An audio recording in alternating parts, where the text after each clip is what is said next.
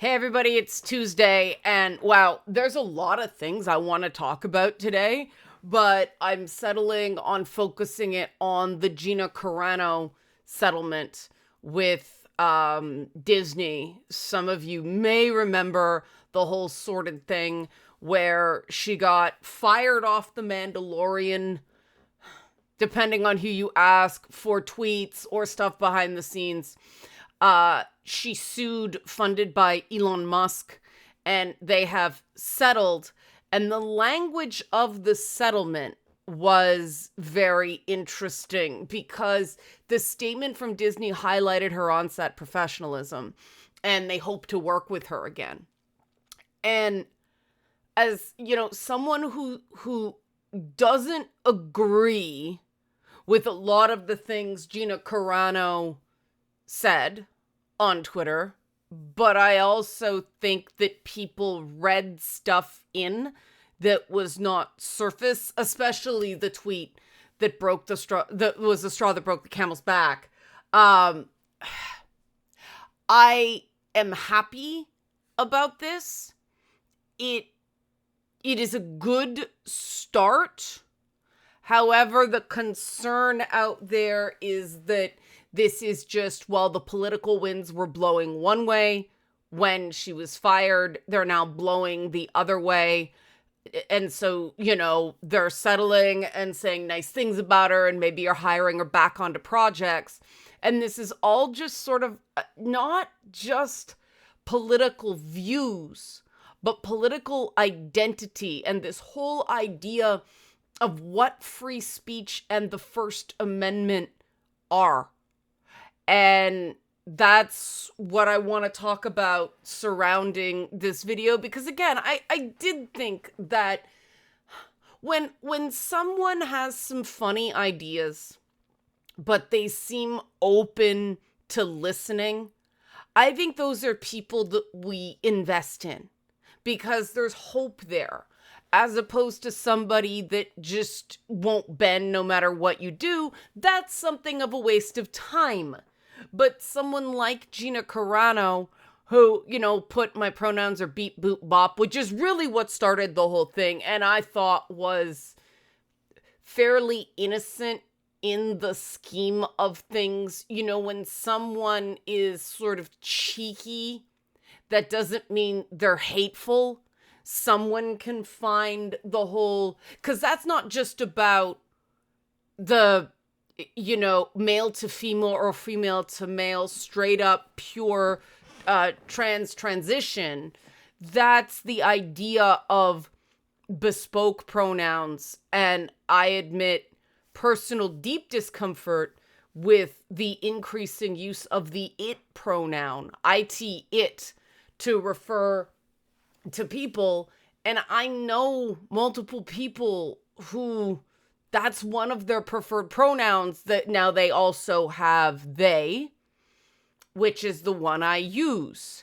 And when you've got stuff like this where everybody's comfort has to matter, it makes free speech in concept, not just in the law,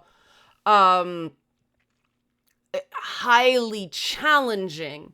And I think the thing about the Carano case is if it went to court, she probably would have lost, because I guarantee those contracts were at will. They cannot rehire her for any reason they want. But I also think that it was a unfair thing to fire someone over. And so Disney just didn't want the headlines. And it's usually just cheaper to settle, especially when she was just going for like lost wages, which is probably what they settled for. It's cheaper than court costs. So I don't know if it's exactly a win-win, but it's hope that she can get her career back, because I truly believe that her and people similar to her can be reached. So let's talk about it. Help support this channel. Become a monthly patron, patreon.com/LeannaK, or buy a one-time Leanna Care session for someone who can use it but can't afford it, coffee.com/LeannaK. Like and subscribe to this channel if you want to help me out without spending more money. Appreciate it. So when I say can be reached, people can have a bad reaction to that. And it's fair. So I want to say what I mean by that. I don't mean change her mind. Those of you who have watched my content for a really long time know that my intent in persuasive rhetoric is never to change someone's mind. It's to go, okay, your frame is valid. There are other valid frames. That's all I'm trying to do. I'm trying to just sort of decrease the false certainty, because I think that's really all you can do in videos like this in order to really have a coming together on this stuff. There has to be calm, and there has to be a situation where some things somebody says are gonna be like a punch in the gut, and there's nothing that's not totally unavoidable. And I stopped talking to somebody because he was somebody I thought, and I mean, by not talking, I don't mean cut off all contact. But he thinks I'm going to hell because I'm Jewish. But if I say anything that offends him about his religious beliefs, he explodes on me and sends me these really lengthy things full of nastiness and gives me a reading list about conservative Christian articles and all that stuff. And the reason I started going, okay, this is not a good use of my time, is not because of the differences of opinion. It was because of the explosions. It was because of the dish it out but can't take it quality of his responses, because he felt totally within his rights to send me stuff comparing, well, very much like what the belief that Gina Carano said is basically comparing the modern treatment of religious conservatives to the Holocaust. And obviously that's not true. The difference in what the Gina Carano tweet said is it was not actually saying, oh, the treatment of Christian conservatives in America right now is just like the Holocaust. Obviously, that's not so, right? That is provably false, and that matters.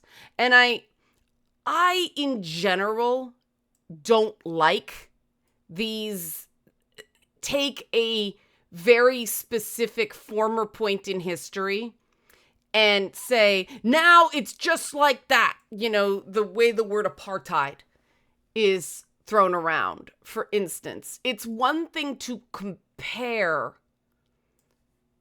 certain modern things to apartheid. And it's confusing because there is a crime of apartheid listed in, you know, the UN. I believe it's the UN. It might be the ICC. But, you know, there's the historical reality of apartheid South Africa. And then there's the way liberals throw it around with everything now. Same thing as genocide. All war crimes now are genocide. And this doesn't help. I really believe this doesn't help, especially since, you know, there are other situations around the world that aren't called apartheid, but they are terrible. I always say it wrong. The Holodomor, you know, what happened to the Armenians that we can call a genocide now, Rwanda. I mean, the shit that's going on in places like Somalia, Yemen, Somalia, Yemen, Sudan. My God, there's a horrible, massive famine in Afghanistan right now. And the problem with these comparisons, it's apartheid, it's genocide. It ruins the nuance of the conversation of what are the actual facts, what are what are the other things it could be? Because I mean, using starvation as a weapon of war is a separate war crime. And to me, it's like, hey, if we can definitively prove this war crime, why do we need to get stuck on arguing about whether it fits this other definition? Well, let's face it, because certain words have a greater emotional charge and others do not. Referencing the Holocaust, gets a greater charge than talking about what Saddam Hussein did to the Kurds, for instance. And this is not only intellectually wrong to me, and I'm just stating my opinion here, it's morally wrong, right? And I say this as somebody who keeps kosher. And the reason I say I keep kosher, this is not just about an identity, this is about an activity. And the reason I felt awful for Gina Carano is what she said was actually, a question. And a lot of people think that the act of keeping kosher is weird voodoo, magical thinking. I thought you were smarter than that. And people who give me that look, give me that reaction, don't tend to first ask why I do it. And I mean, the reason, if anyone is interested, is I think it is important to be, one, thoughtful about what you consume. Keep in mind that what you're eating is an animal. And so it was alive and now it is dead. And let's give that a bit of dignity. But also, this is something that was important enough for people to not only kill over, but to not hide, to not give up the practice, to die, to preserve these traditions. And there's something worth exploring in that. Why is this ritualized preparation and consumption of food so important to people? Some people say that it gives them a connection, like they feel connected to their ancestors. And I personally have never had that experience. But that doesn't mean it's not valid. I just don't feel it. For me, I like to be conscious about everything I do. So if a little inconvenience makes me more thoughtful about what I'm doing, then that inconvenience is absolutely worth it. And I find that let's be a little inconvenient here, helps me in other ways, like this issue of free speech. Because instead of knee-jerking, the same way I don't go, oh, well, fuck it, I'm just going to have a cheeseburger today. I don't eat meat either, so that's sort of a non-starter. But, instead of just going, because my husband eats meat, and sometimes, I'll prepare different meals, and I'll accidentally put the salad for his food on a dairy plate, and I go, shit, and, I'll dirty another dish, and it's dumb. I recognize it. Nothing's gonna strike me down, but I find being aware of those things makes me more aware of the nuances in other matters, like conversation. And so when you look at that reason, it is very much a thinking person's logic there. There's nothing woo-woo, there's nothing esoteric about it. It just makes me more thoughtful, and that's in accordance with my values. And so when I take the Gina Carano thing and the tweet that eventually got her canceled, there we go.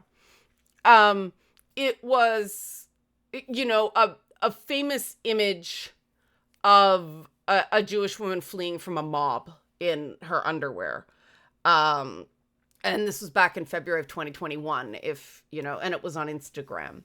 And the caption was, most people today don't realize that to get to the point where Nazi soldiers could easily round up thousands of Jews, the government first made their own neighbors hate them simply for being Jews. How is that any different from hating someone for their political views?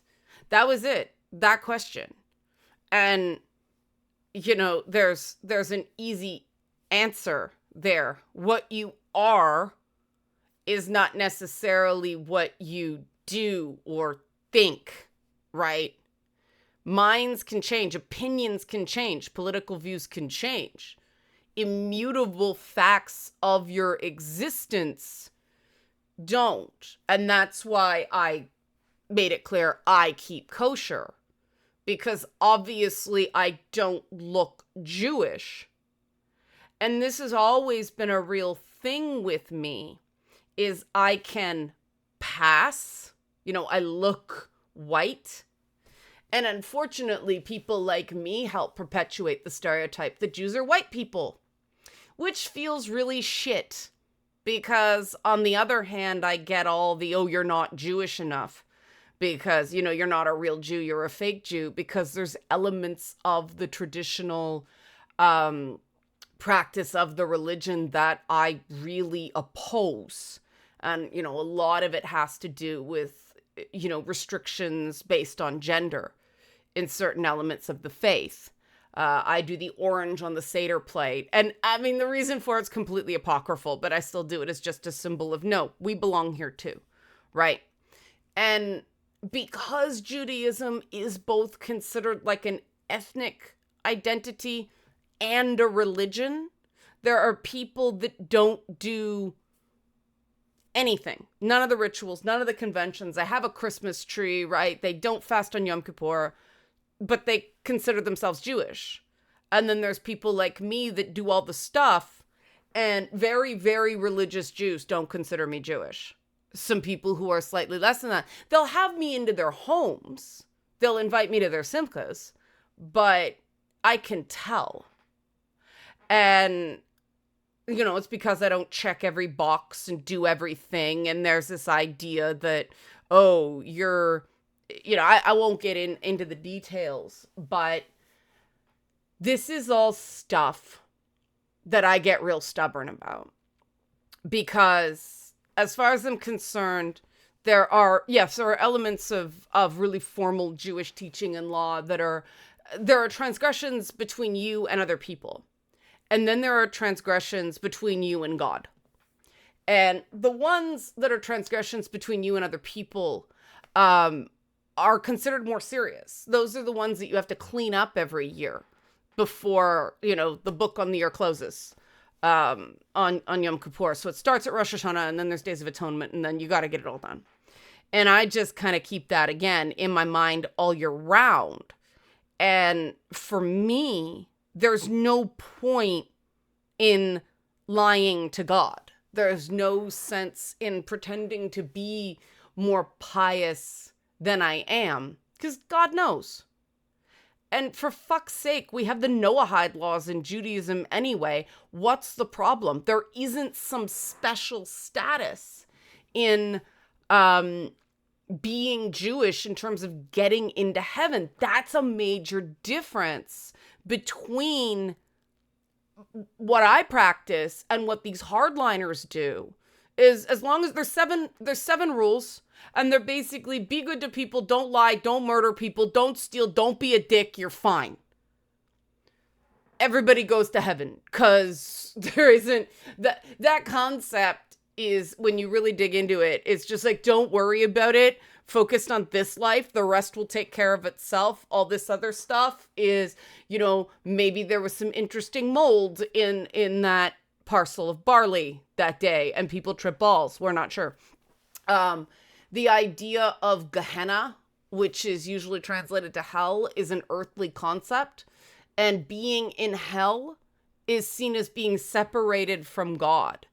And so the idea to me that others are looking down on people by believing, oh, they have no hope, they have no chance of getting into heaven. That poor person.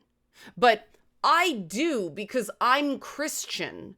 Therefore, I can fuck up as much as I want. And as long as I repent at the absolute last minute, then I am going to heaven. This is abhorrent thinking to me. And I do think that people who cancel people over a handful of tweets, and yes, Gina Carano made her mistakes in dealing with that online mob, but I have seen a lot of people just go crazy, like lose their mental health, literally. I've had moments where afterwards I'm like, I really shouldn't have taken the bait there. But I give myself grace because for God's sakes, I'm human. People were lying about me. I wanted to defend myself. The fact that tactically it didn't work is not a moral failing. And so I'm going to defend people like Gina Carano, who I think really the people were responding to the picture in the tweet in question. Sorry, the Instagram in question. I keep calling it a tweet. Ugh, I don't know why.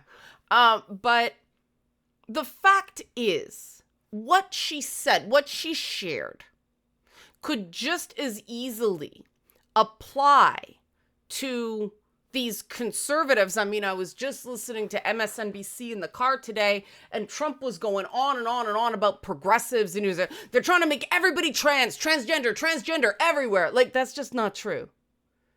And the president of the United States said this, and the bile in his voice, he clearly, he may not see it as hating them, but there was clearly a disgust in his voice. And I mean, the trans issue hits a lot of buttons because of that association with perversion. I'm watching the old Prime Suspects, the Helen Mirren, they're like TV movies. They were 2 parts except for season 4, which was it season 4 that they did 3 because it was masterpiece. But season 3 has Peter Capaldi, a very young Peter Capaldi, playing what would today be described as a trans woman. Back then it was just umbrellaed into, homosexual lifestyle. And it's interesting. It still kind of holds up in terms of the issues. Capaldi did great femme voice, man. Like, much respect. It's brutal. It's tough to watch. But, wow, the consultants on that show were excellent. But there's an element of perversion that people see. And I've always found that weird because there's nothing sexual about what kind of, got me about Peter Capaldi's portrayal of a guy who was born with given the name Vernon at birth, but wants to be called Vera. He looked a lot like my aunt. Very, very conservative clothes, very nicely dressed. What's perverse about that? Oh, it's what you're not supposed to do, right? But again, it's just clothes. Who cares? It's just words. Who cares? And it is striking to me that the people who, 10 years ago were going, grow a thicker skin, snowflake, are losing their minds about pronouns. And I do think that, the beep boop bop thing with pronouns, she was doing an R2D2 thing. I think people were reactive about that. I understand why. I see how people could read it as mockery instead of being cheeky. Personally, I think we got to allow people to do those things, because whether they intend to or not, making those sort of jokes normalizes the practice. And I am really on the outs with people in the trans community about this, because I've seen how the Canadian suffragettes, for instance, the voting equality, we tend to use humor with these things. When I interviewed, trans advocates locally, they, I asked, what's your answer to what is a woman? And she said, I don't know. I don't understand these philosophical principles. Those aren't for me to determine. Here's what I do. Here's what I do know. I just want to live my life. And to me, I thought that was an excellent answer. Not getting drawn into this crap that who cares if an actress who's a former MMA fighter doesn't have the most current language on pronouns. Who gives a shit? And if you're one of those people who you give a shit, ask yourself why.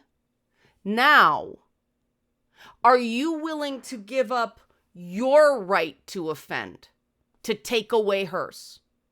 Because we all do it sometimes.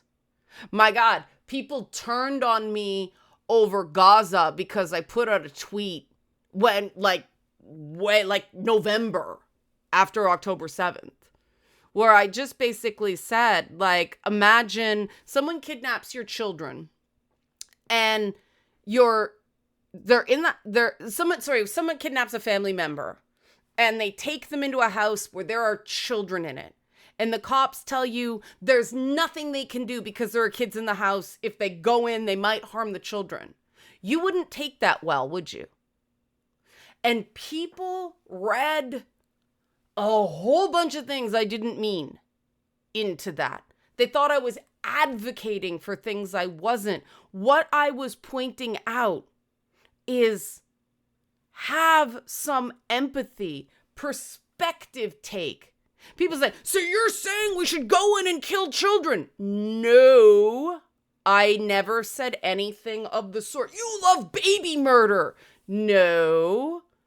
The point is, sometimes people can see you are logically 100% right, but still have an emotional reaction. Because when it comes down to it, you're saying that some lives are more important than other lives. Because the argument isn't, look, if we go in, the likelihood that your family members will get killed is very high and they'll kill the kids. No, it's just you can't do anything because babies. It is saying some lives are worth more than other lives. The people being told your family members' lives matter less aren't going to take that well. It could be 100% right. They're not going to take that well. That's all I said. And that was a real eye-opener because, Gina Carano asked a question. I said something that was just factually accurate. And people still hold that tweet against me. It was a tweet in that case. I had a last minute cancellation at something that was sort of a progressive thing. They didn't really give me a reason and they didn't reschedule me. And I admit for a minute there, I thought, oh, maybe they saw that tweet. Who knows? There's nothing I can do about it. And my attitude is I don't want to participate with organizations that play those politics anyway. I'm fortunate enough that I'm scraping by, not having to bend the knee to those things, that I can say certain things that I believe strongly in and catch a lot of blowback and still, continue to earn a living. I recognize I am fortunate there, which is why I still take risks when I believe strongly enough in something. But people said to me, oh, I'm surprised you didn't think that tweet would cause problems. I said that tweet didn't cause problems. What people read into it caused problems. Not my intent and not what I said. Oh, but you had to know.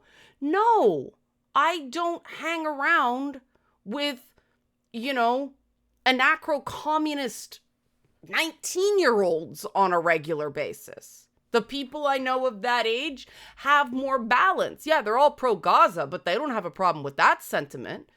Because it's all just about, look, show some humanity for people who think differently than you. Give them a minute to absorb that the greater good, may mean they're never getting their relatives back.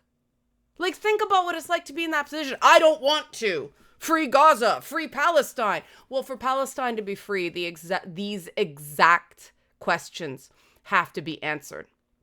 Because there's no plan. No one wants to take responsibility for that area, because the minute they do, they're gonna become a new villain, because that is an area of the world that since, certainly since 67, possibly since 48, you've created a population of over 2 million people that is completely dependent on foreign aid. They are not self-sufficient. And the process of them truly being free means getting them off the dependence on very, very unstable funding for that food aid. And they're not the only ones. So this is a bigger problem. I agree with you. I completely believe that Palestinian people have the same right to liberty and self-determination as everyone else. If they just have a new overlord, they don't have that. I don't believe that Palestinians in Gaza are any freer under Hamas than they are under Israeli occupation. That's the difference. That doesn't mean I think they deserve to die. God, no. That doesn't mean that I'm not horrified by the death the same way I'm horrified by the deaths in Ukraine, in, what is going on in Syria right now with the Druze and the Bedouins.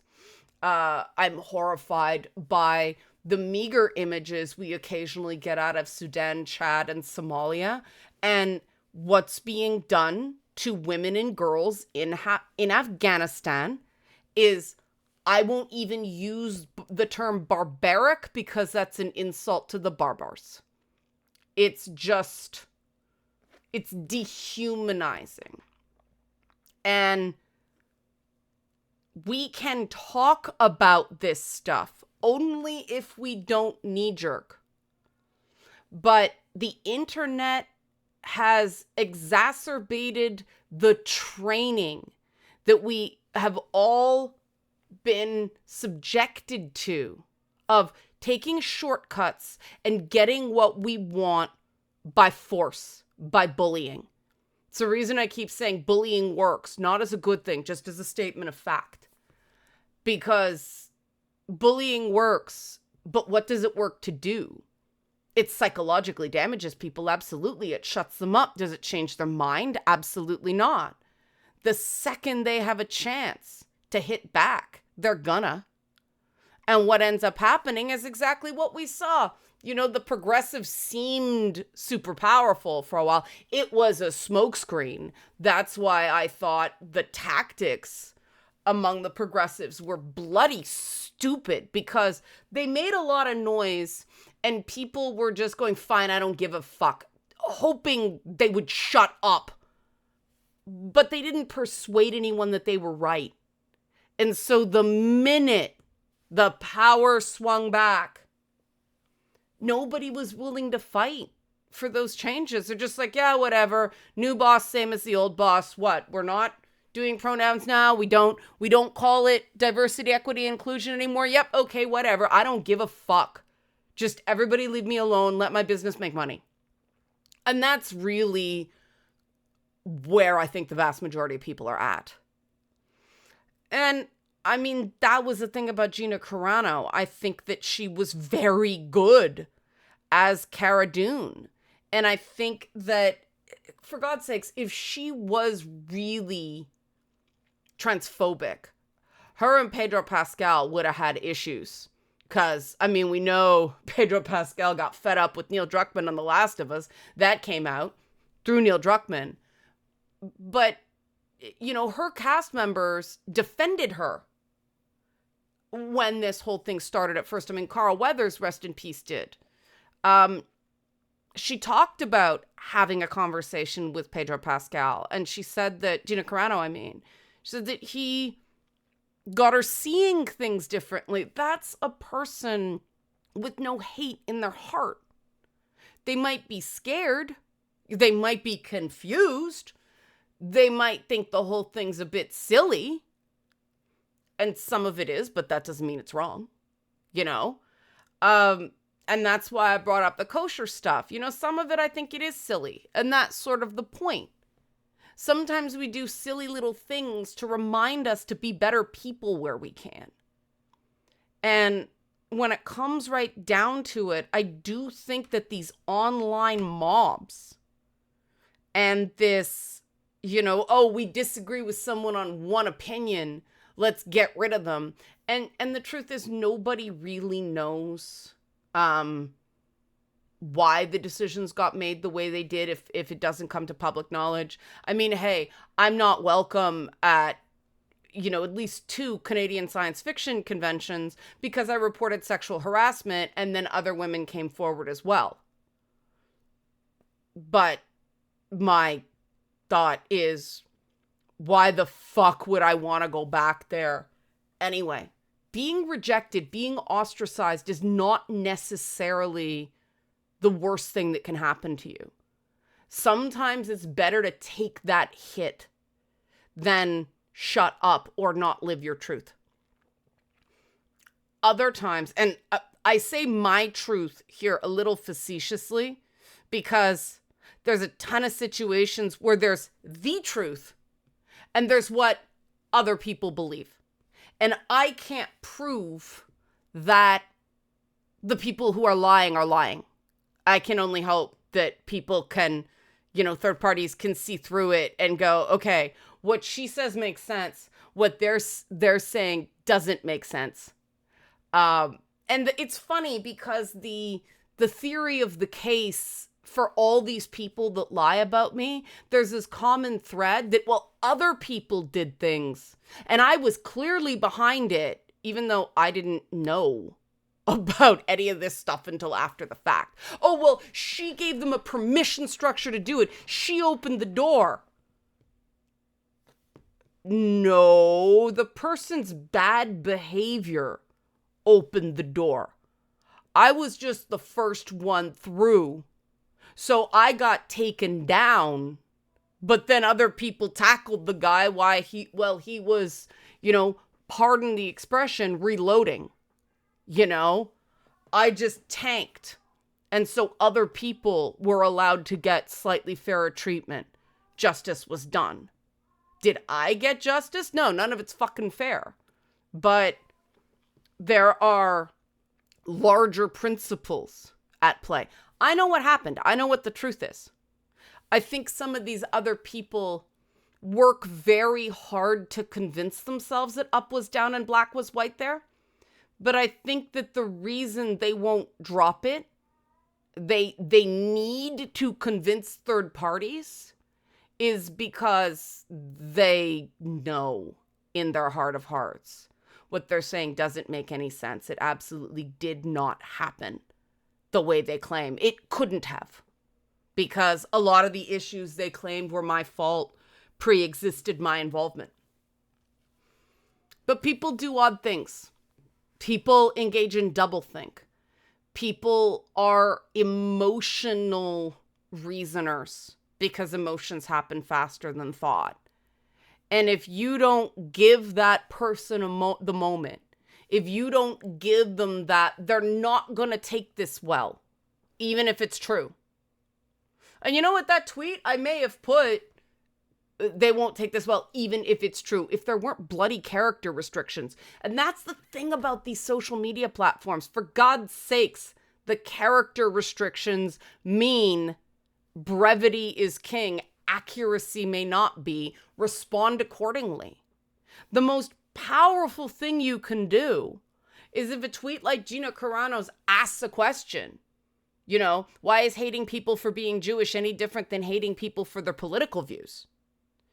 Well, like I said, people, you know, A lot of people are born Jewish. Some people convert, but it's still very important to them, and the conversion process is not easy, so it's not something anyone does lightly.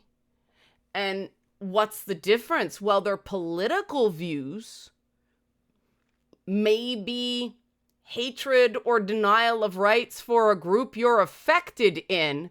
And then some people would say, well, that's true of Jews. I mean, the government of Israel, right? You see?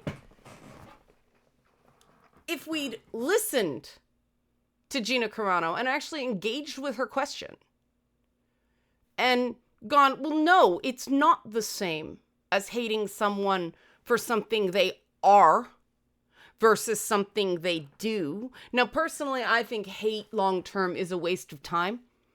I think hate eats you from the inside. And so I know when I'm feeling myself hating somebody, I'm like, something's got to change. This is a defense mechanism in me that is only useful short-term. Let's suck back, reload, and find another way forward because this isn't good for me. And in that way, they're the same. Blaming Jewish space lasers for all of your problems doesn't solve your problems because it's not the cause. Hating conservatives or liberals or libertarians like me, it's amazing how many people go, woo, when I dare to say I'm, the closest thing to my political beliefs is left-wing libertarian, because saying you're libertarian now, people think you're crazy.